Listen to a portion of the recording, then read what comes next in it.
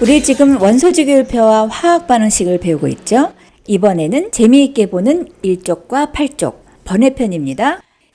1쪽 원소는 매우 불안정하고 8쪽 원소는 혼자서도 꿋꿋이 잘 지내는 안정적인 물질이라고 말씀드렸습니다. 그 중에서 가장 맨 위에 있는 수소와 헬륨을 비교해 보겠습니다. 주기율표상에 가장 위에 있다는 건 전자궤도가 하나뿐인 대표적으로 가벼운 물질이란 뜻이죠.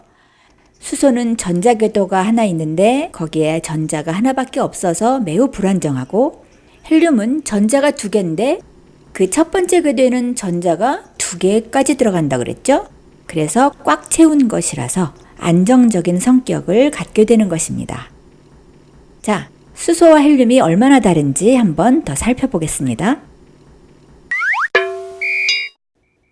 큰 광고용 에드벌룬을 띄우는 게 유행할 때만 해도 처음에는 수소 기체를 넣었어. 그런데 수소가 폭발성이 강하잖아? 작은 돌발 상황에도 폭발이 일어나서 많은 인명피해를 가져오는 일이 일어나는 거야. 이 문제를 어떻게 풀었을까?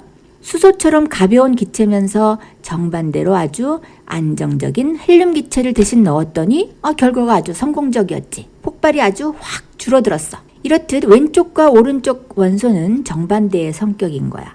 먼저 1쪽 원소의 폭발성에 대하여, 1쪽 원소는 수소를 빼고는 모두 금속이라고 해. 특히 물만 만나도 강력한 반응을 일으키는데 주기율표상의 아래로 갈수록 반응성이 엄청나. 옛날에 2차 대전 때 나트륨을 비행기에서 투하하는 것만으로도 폭탄으로 썼다는 얘기를 들은 적이 있는데, 리튬보다 나트륨보다 칼륨이 루비듐, 세슘, 프랑슘 밑으로 내려갈수록 순서대로 더 반응을 크게 보이는 거야. 지금 보여주는 그림들은 실제로 1쪽 원소들을 물속에 넣기만 해도 일어나는 결과를 실험으로 보여주는 건데, 가벼운 것부터 무거운 순서대로 같은 양을 넣어서 실험한 걸 표현한 거야. 단 프랑슘은 지구상의 양도 매우 적을 뿐만 아니라 아무나 구할 수 없는 물질이라서 애니메이션으로 만들었고, 심지어 얘네들은 공기 중에 두면 즉시 색깔이 변하는 걸 볼 수 있을 정도야. 금방 산화되는 거죠. 금속이니까 반짝이는 광택이 있고 딱딱하지는 않아서 문구용 칼로도 쉽게 잘라질 만큼 물은 금속인데, 이걸 칼로 자르자마자 싹 하고 단면이 색깔이 변하는 걸 볼 수 있을 정도지. 그래서 공기도 차단, 물도 차단, 빛도 차단되는 갈색병에 벤젠과 같은 유기탄화수소액을 넣고 그 안에 보존해야만 변질을 막을 수 있어. 8쪽에 대하여, 자, 이제 이런 1쪽 원소들과는 반대로 착하고 묵묵한 8쪽 원소들을 보자. 안정적이라서 반응도 잘 안 하고 원자 알갱이 혼자 기체로 다녀. 간혹가다 연구 결과로는 다른 애랑 결합도 한다. 맨 아래쪽에 있는 오간에서는 기체가 아닐 수도 있다. 이런 연구 결과가 있지만 전반적인 성질을 한번 보자. 수소 기체는 H2, 산소 기체도 O2, 질소 기체도 N2. 그런데 얘네는 물질을 화학적으로 표현한 식, 즉 물질의 화학식을 쓸 때도 He, Ne, Ar 이렇게만 표현해주면 돼. 즉 언제나 한 개씩 다니는 게 기본 덩어리라는 뜻이야. 이거를 단원자, 분자라고도 하는데 이걸 외울 필요는 없고, 자, 대표적으로 헬륨, 네온, 아르곤 등이 있고 안정적인 기체라는 뜻으로 비활성 기체라고 한다. 자, 헬륨은 수소와 비교해봤으니까 네온과 아르곤을 보겠다.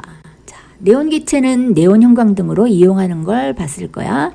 실내에서 주로 쓰는 수은 형광등은 깨지면 수은 기체가 또 위험하거든. 그래서 비도 오고 바람도 부는 외부 광고용으로 형광등을 쓸 때는 그 안에 안전한 네온을 넣은 네온 형광등을 사용하지. 여러 가지 예쁜 색을 내기에도 좋은 장점이 있고, 근데 문제는 네온은 가격이 비싸다는 단점이 있다.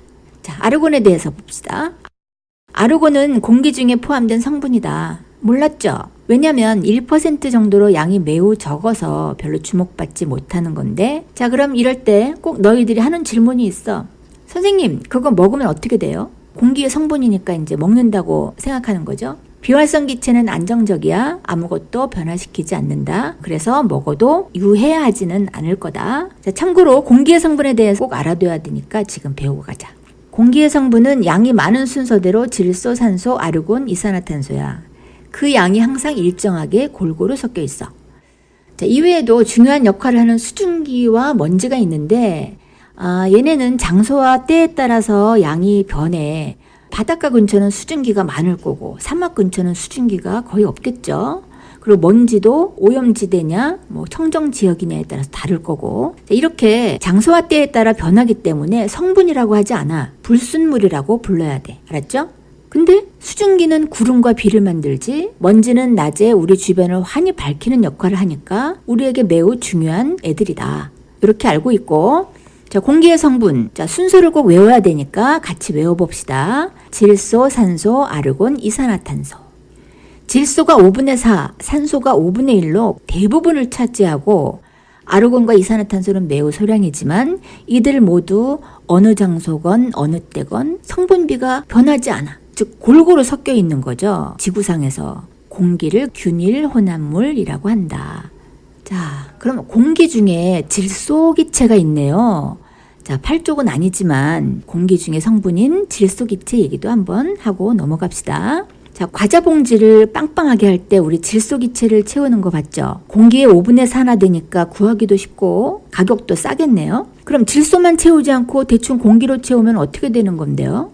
음식물이 산소와 만난다는 건 우리 몸속에서는 소화를 일으키는 거고, 공기 중에 두면 부패한다는 뜻이니까 과자를 산소를 함께 넣어서 보관하면 좋은 생각은 아니겠죠.